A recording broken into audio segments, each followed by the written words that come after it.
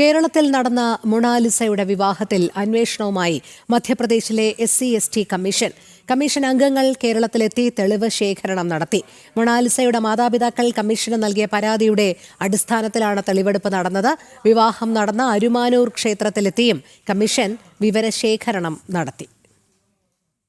Indoor സ്വദേശി മൊണാലിസയുടെ വിവാഹവുമായി ബന്ധപ്പെട്ട് ഉയർന്ന പരാതിയുടെ നിജസ്ഥിതി അറിയാനാണ് മധ്യപ്രദേശിലെ SC/ST കമ്മീഷൻ കേരളത്തിലെത്തിയത്. വിവാഹം രജിസ്റ്റർ ചെയ്ത നെയ്യാറ്റിൻകര അരുമാനൂർ ക്ഷേത്രത്തിലെത്തി മധ്യപ്രദേശ് SC/ST കമ്മീഷൻ തെളിവെടുത്തു. വിവാഹം രജിസ്റ്റർ ചെയ്യാൻ രേഖയായി നൽകിയ ആധാർ കാർഡിന്റെ പകർപ്പുകൾ, വിവാഹം നടത്തണമെന്ന് ആവശ്യപ്പെട്ട് ഇരുവരും നൽകിയ അപേക്ഷ, ക്ഷേത്രം നൽകിയ വിവാഹ സർട്ടിഫിക്കറ്റ് എന്നിവ പരിശോധിച്ചു. ഈ മാസം 11-നാണ് അരുമാനൂർ നൈനാദേവി ക്ഷേത്രത്തിൽ വെച്ച് വിവാഹം നടന്നത്. പെൺകുട്ടിക്ക് 18 വയസ്സായിട്ടില്ലെന്നും നിർബന്ധിച്ചുള്ള വിവാഹമാണ് നടന്നതെന്നും കുടുംബം ആരോപണവുമായി രംഗത്തെത്തിയിരുന്നു. കൂടാതെ പെൺകുട്ടിയുടെ ശരിയായ പ്രായം തെളിയിക്കുന്ന അസൽ ജനന സർട്ടിഫിക്കറ്റ് കൂടി പുറത്തു വന്നതോടെ വിവാഹം നടത്താൻ നേതൃത്വം നൽകിയ മന്ത്രി ഉൾപ്പെടെ ഇടത് നേതാക്കന്മാരും പ്രതിരോധത്തിലാവുകയായിരുന്നു. മാതാപിതാക്കൾ മധ്യപ്രദേശ് SC/ST കമ്മീഷനും പോലീസിനും പരാതി നൽകിയിരുന്നു. മധ്യപ്രദേശ് പോലീസും അന്വേഷണ നടപടികൾ വേഗത്തിലാക്കുന്നതോടെ CPM നേതാക്കൾക്ക് വിവാഹം നടത്തിയത് തിരിച്ചടിയാവുകയാണ്.